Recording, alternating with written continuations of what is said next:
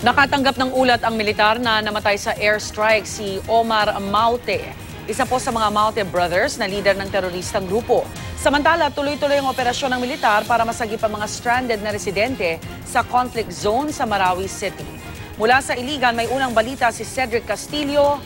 Live. Cedric. Yes, Rhea, verify na daw ng AFP kung yung impormasyon na yan na di umano ay napatay noong March 28 sa isang airstrike si Omar Maute, yung isa doon sa Maute Brothers. At may dagdag ko lamang ilang araw na nakakaraan nang magkaroon ng press conference ang OPAP at doon ay nabanggit na tanging si Abdullah Maute ang nakaharap ng mga emisaryong ipinadala pero wala namang nabanggit tungkol kay Omar Maute. Samantala, Rhea, ay patuloy pa rin o daan-daan pa rin ang mga residente ang pinangangambahan na trap pa rin sa loob ng conflict zone. Iika-ika at nanunuot daw sa kalamnan ang sakit ng katawan matapos ang 2 linggong pagkatrap sa sariling bahay. Hindi inakala ni Sulaiman na kagabi magwawakas ang pangamba at takot na naranasan niya sa kanyang buhay. Sa loob ng 14 na araw, naipit na mag-isa si Sulaiman sa nagliliparang mga bala at bumabagsak ng mga bomba.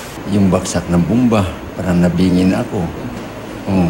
Yung mga bala, tatakot ako baka dumiretso sa akin. Pag may bumagsak, dumada pa ako eh. Sabi ko, tapusan ko na yata ito. Walang supply ng kuryente at tubig. Pilit daw niyang tiniis ang gutom hanggang sa di na raw niya ito natagalan pa. Hindi ako makaluto kasi takot ako baka makita yung apoy at saka usok. Wala kasi ulan.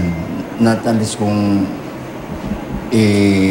i-distill ko o kaya iinitin ko para mamatay ang bakterya. Kasabay ng bakbakan sa sentro ng Marawi, sinusuyod na ng militar ang mga komunidad para tiyaking walang nagtatagong miyembro ng Maute Group. Sa ganitong paraan daw, nasagip si Sulaiman. Nung mga sundalo na pinasok yung mga bahay, inakita nila ako. Hands up, ikaw nga. Hands up, kung ganun ako eh. Huwag ka gagalaw, babarilin ka namin. Nasaan ang mga kasama mo? Sabi nila, wala, mag-isa lang ako rito eh. Sinasabi, sana mga kasama mo mga Maute. Oh, I don't even know it. Ni isa na mukha nila, hindi ko nakita. I cannot describe each of them because I never seen them in my life. Alas 7 kagabi matapos sumailalim sa inspeksyon, ligtas na si Sulaiman. Ayon sa Crisis Management Committee, tinatayang lampas 1,000 sibilyan pa ang kailangang i-rescue sa sentro ng Marawi City na tila pinupulbos na ngayon ng bakbakan. Mahigit 100 miyembro naman ng Maute ang di umunoy napatay na ng militar, kabilang na ang 3 terrorist fighters na pumoste sa isang sniper house kung saan na-recover ng Marines ang halos 80 milyong pisong halaga ng cash at tseke. Nasa pangangalaga ito ngayon ng militar habang inaalam kung may kaugnayan ito sa grupong Maute.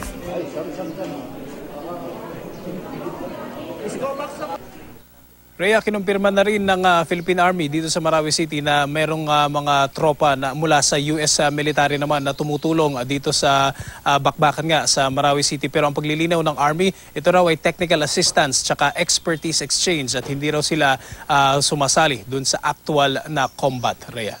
Cedric, ano naman ang balita kay Isnilon Hapilon at Abdullah Maute? Alam mo, Rhea, sa huling impormasyon o sa huling interview kay Westmincom Chief General Galvez, hindi siya makapagbigay ng mga eksaktong detalye kung actually ang naalala ko doon is hindi niya binanggit kung nakaalis na ba o kung na-neutralize na ba itong si ASG leader Isnilon Hapilon. I suppose ito yung mga sensitive na mga matters sa ngayon.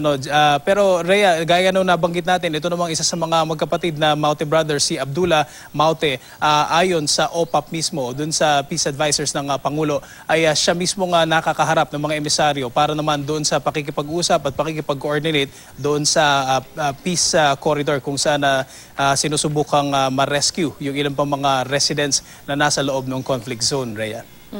Alright, maraming salamat, Cedric Castillo.